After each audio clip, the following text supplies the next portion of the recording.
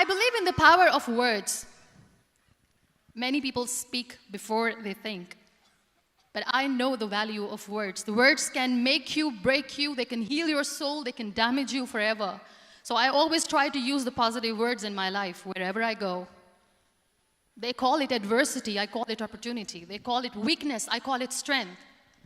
They call me disabled, I call myself differently abled. They see my disability. They see my disability, I see my ability. There are some incidents that happen in your life, and those incidents are so strong that they change your DNA. Those incidents or accidents are so strong that they break you physically. They deform your body, but they transform your soul.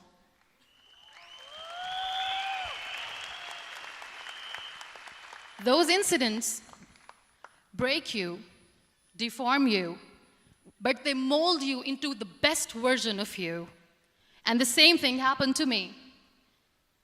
And I'm going to share what exactly happened to me. I was 18 years old when I got married.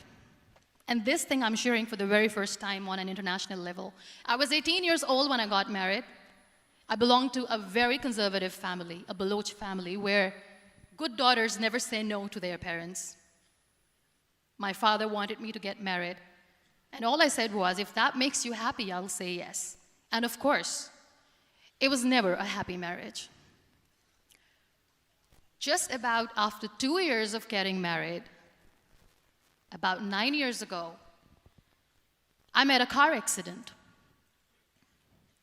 Somehow my husband fell asleep and the car fell in the ditch. He managed to jump out, saved himself. I'm happy for him. But I stayed inside the car, and I sustained a lot of injuries. The list is a bit long. Don't get scared. I'm perfectly fine now. Radius ulna of my right arm were fractured. The wrist was fractured. Shoulder bone and collarbone were fractured. My whole rib cage got fractured. And because of the rib cage injury, lungs and liver were badly injured. I couldn't breathe. I lost urinary bowel control. That's why I have to wear the bag wherever I go.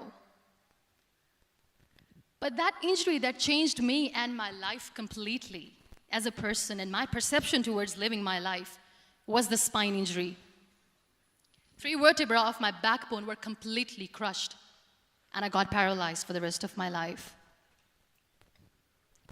So this accident took place in a far-flung area in the outskirts of a very small province, Balochistan, where there was no first aid, no hospital, no ambulance. I was in the middle of nowhere in that toppled car. Many people came to rescue. They gave me CPR. They dragged me out of the car. And while they were dragging me out, I got the complete transection of my spinal cord.